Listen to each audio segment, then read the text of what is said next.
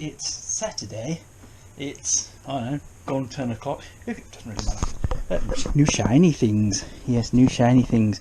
This screen is in a state, as well as being a bit mucky, because the last owner decided, I'm sure I covered this in a very early video, decided to wrap it in carbon fibre vinyl wrap badly. So that's just the residue.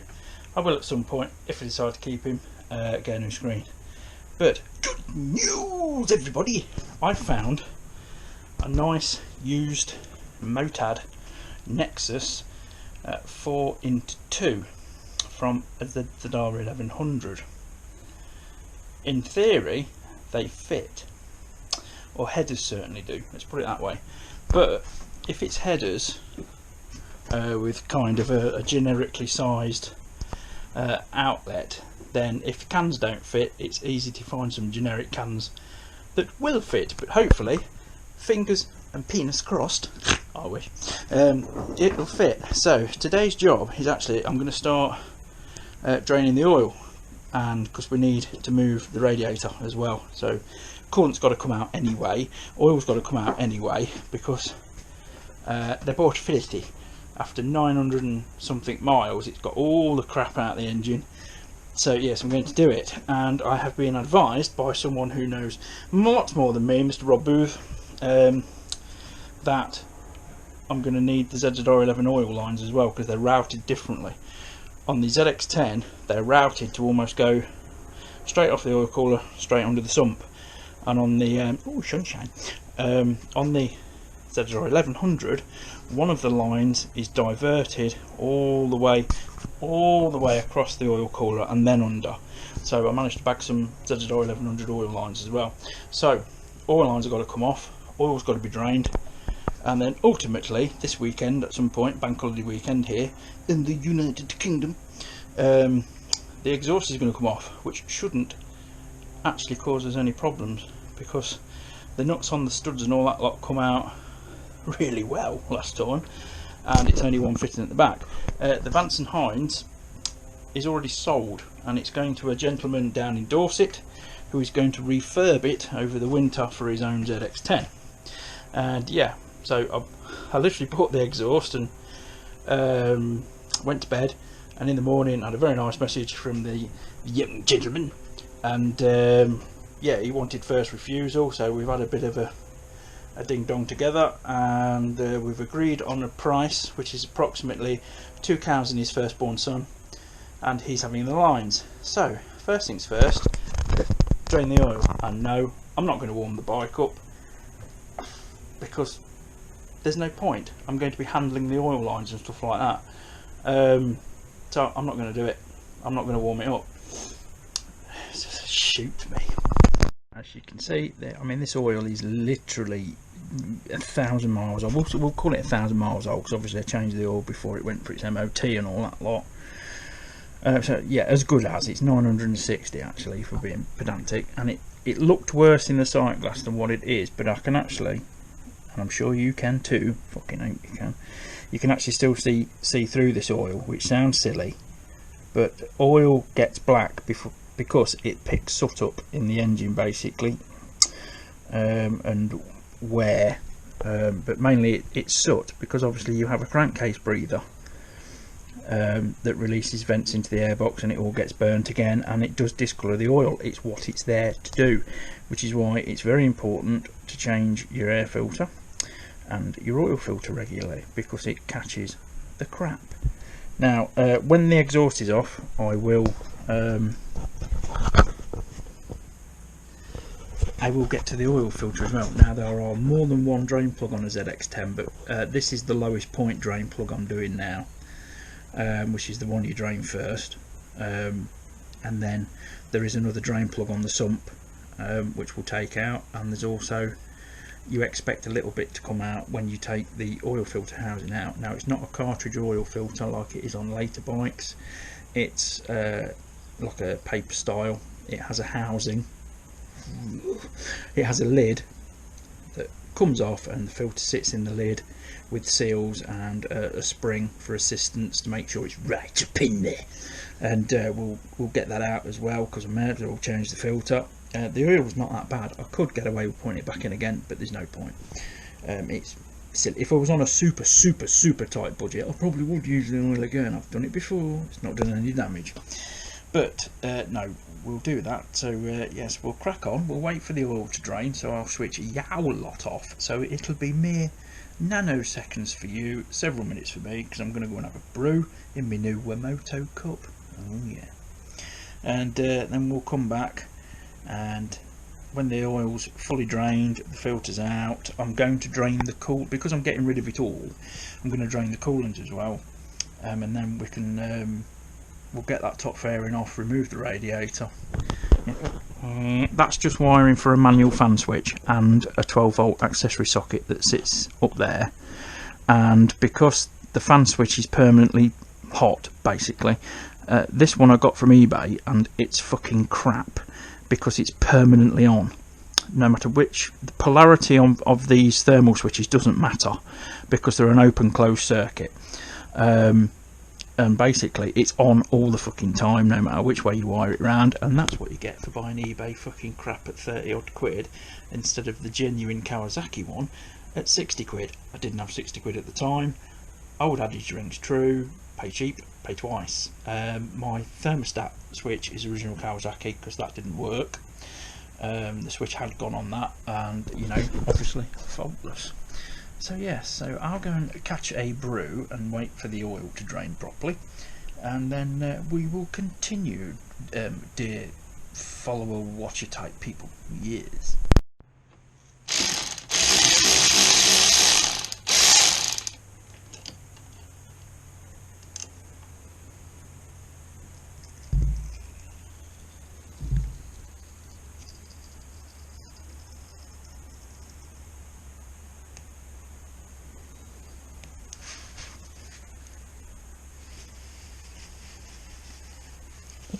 Don't forget to wipe your tool.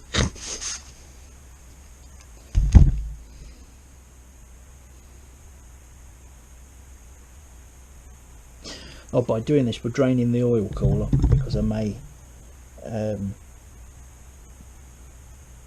just for ease of getting the exhaust off, I'm going to remove the oil cooler and the radiator. You can sort of wangle the radiator out of the way if you really wanted to, but no, if I'm going to take everything off, it gives me a good chance to have a look at everything. There's probably a couple of little pipes and stuff that I want to take off and just give a coat of paint, because I literally just wire wheeled and primered that, and as you can see it's coming through already. So while the coolant's out I can actually get this pipe off and Could probably do a proper job of it. oh dear. So yes, so we're just draining the oil cooler now. So that's one half of the line loose, the other half is there. If you fit in a V&H, one thing I found was there are like fins that stick down off the sumpage. You have to grind them down, and it's about 1.5 inches you have to take out. I suppose they're there to support the belly pan actually. I can't see any other reason for them. They won't be there for, well, they'll sort of be there for like cooling purposes, but not super critical. So if you fit in a V&H, you will have to grind these down. When the exhaust off, I'll show you better where they are. But Yes, time to finish my brew. well, oil and coolant 99.9% drained. Water pipe out, that's the water pump just here, and that's the hard line that goes round to the rad. If you're taking the rad off, you may as well give it a once over and a clean through and all that bollocks. Yes, it's all drained into the same pan, and no doubt a lot of people in internet land, wankers, will be saying, oh, you can't do that, you can't mix it. Well, it's not going back in the engine, so fuck off. And also my uncle makes his own creosote basically, don't ask, and that will go into a container, it will fester with other chemicals, and it will become creosote basically. You add diesel and all this shit to it, and it's his land, his property, fuck off. There, that's your public service announcement for today. So yes, what I'm going to do, I'm now going to work around the bike, get the hoses off. I've got to remove, to make moving of the radiator easy, I might just drop this fairing. I might not need to be honest, but I shall see. I've got a brush finish first. Right, one thing that happens, especially if you've never taken a radiator off before, is that sometimes the hoses are right gits to get off. These are the original Kawasaki clamps, etc. If and when I decide to keep Nibbler, and when the budget's there, I'm going to replace all these original hoses with like silicone jobbies, probably some red ones, but these hoses can be a T-watt to get off, and it's because the surface tension, the rubber through all the heat cycles is sort of, but it bonds to the pipe and the rubber changes. So if you get yourself a seal pick, get it under and run it round, you can see the crap falling out, well hopefully you could, and that will just break the bond between the hose and the fitting, or it will give you a fighting chance anyway. Ooh, he does need a wash, doesn't he? This is from 1 week of commuting, look, back in about March time. To remove the rad, obviously loosen the top hose. The bottom hose, you know, we've done. This grill needs to come off, which is 4 Phillips, well not Phillips, JIS screws, and these can be notoriously twatty to get out because the heads go. So while you're there, probably spend a few quid replacing fasteners. And yeah, that was repainted when I got him. You wouldn't think so now, would you? But Japanese bikes, their finish tends to go very, very quickly, and this includes Hondas as well. They're not exempt. Probably some of the worst actually, Yamaha and Suzuki. They don't seem to have the robustness of others, although I've had very good Yamahas and I've had very good Suzukis. It's all down to ownership. I mean, this bike was built in 1988, and I kind of like the patina of it. I kind of like the fact there's evidence it's been down the road. It tells a story. Now it would drive some people absolutely nuts, but it doesn't me. And hey-ho, for now it's my bike. So folks, if you're ever doing maintenance on a bike this old and it hasn't been cherished all its life, etc, etc, this is the kind of shite that you come across.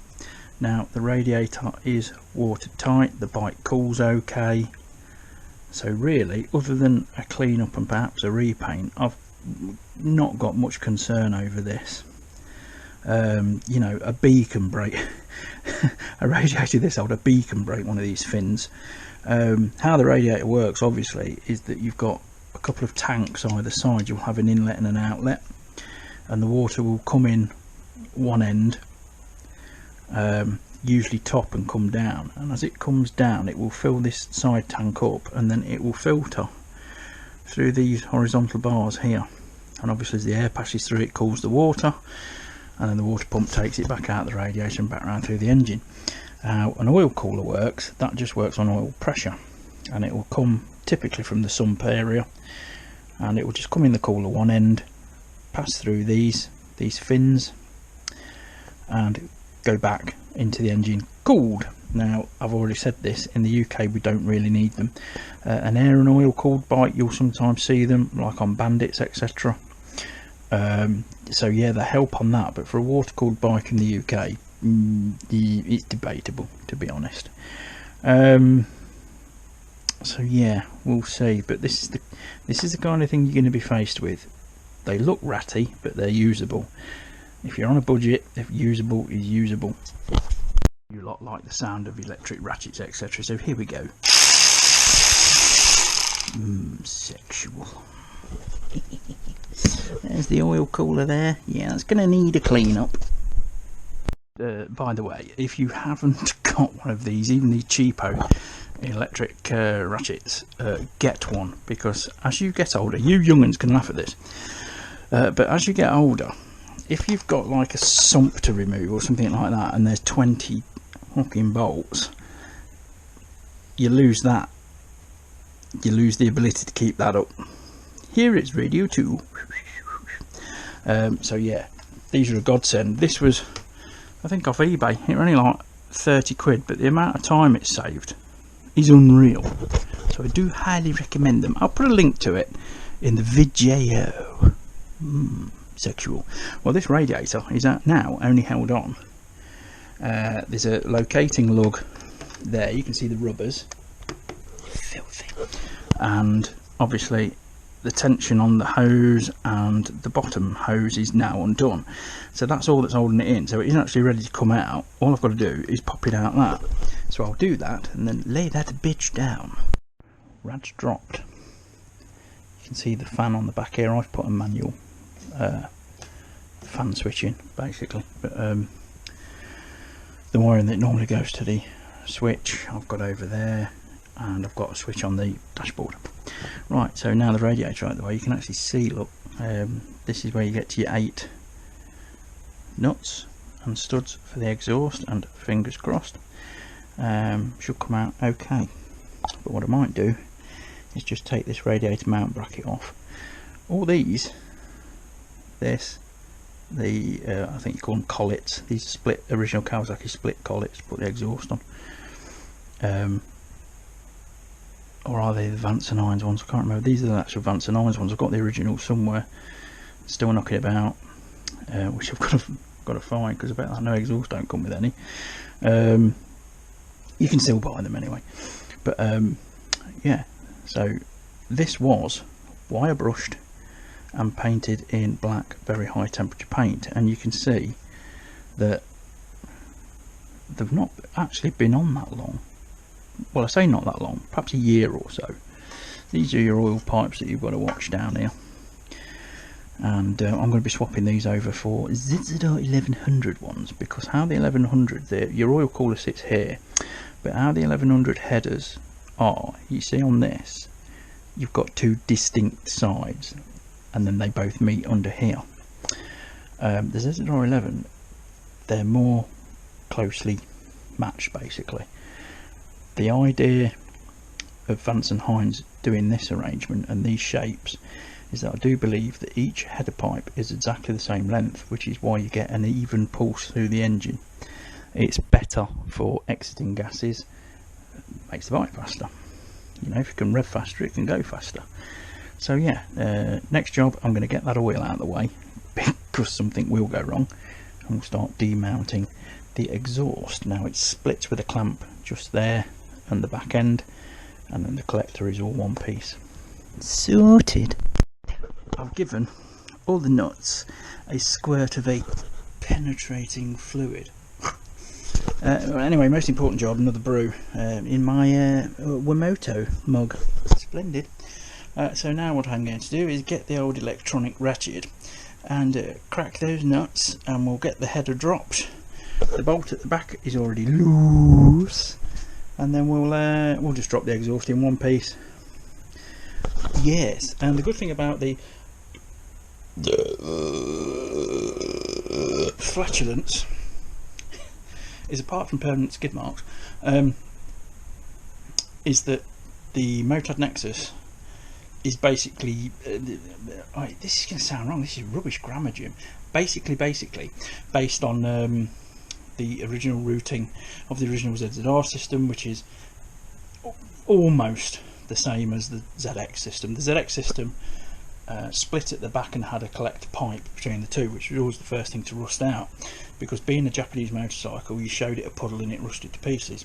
This has always been the case, which is why you can always tell a bike that's never ever been ridden in the wet, which is not a good sign often, because I like to ride with people who have ridden in a variety of conditions and are confident in them, or even if they're not confident, at least they've experienced it.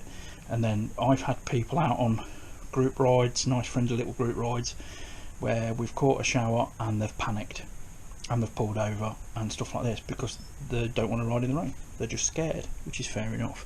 Anyway, back to the job. Let's crack my nuts.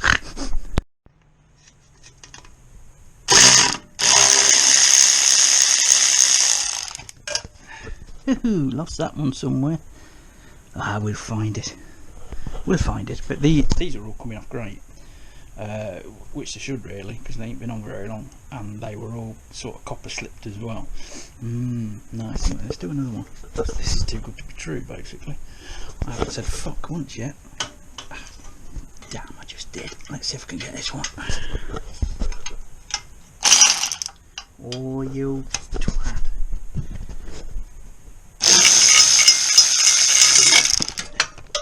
That one got launched, but it hit my leg, so we're alright, we know where that is. There we go. Brilliant camera work as usual. I'm doing this one-handed.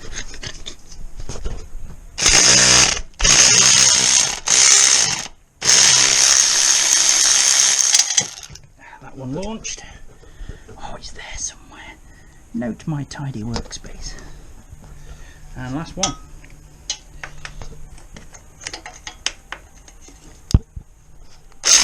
Oh, you cock.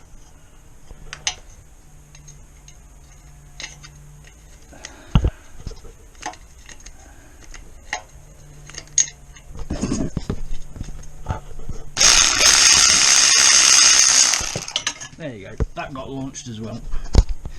So there we go, that's the headers off. Just got to slide these collars down now, like that, off the studs, and that'll be a two-handed job, and then we can drop it. She's off. When she's off, probably tomorrow, because I'm fucked now. Tomorrow I'll give it a quick clean up, just wash it, because the guy that's had it, he's going to refurb it over the winter, bit of a winter project. So yeah, cool. It came off okay. I'm really happy with how that went. Of course, you forget that, of course, my last bike was air cooled, shaft drive and all that lot. It was the GS, the Doghouse GS. To drop an exhaust on that, stuff like that, was piss easy, because literally you just did the header bolts and there's nothing else to remove. But of course on this we've had to go through the process of removing the radiator, draining the coolant. I'm draining the oil because I'm swapping out these oil lines, and we've just got to budget the time for it. Nothing has fought me because I've gone through all this stuff before, but while the front of the engine's exposed, I think I'm going to take the chance to maybe just fettle up some of this, because that coolant rail on the GP-Z900R, which this is basically the same engine, they're not massively different.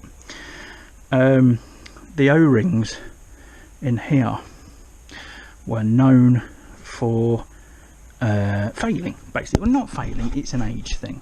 So I think what I might do, while we've got the rad dropped and what have you, is we will get this coolant tube off.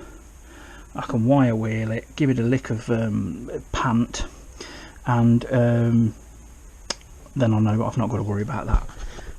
We've still got nice new gaskets up there, but I will replace the gaskets when the other exhaust is here.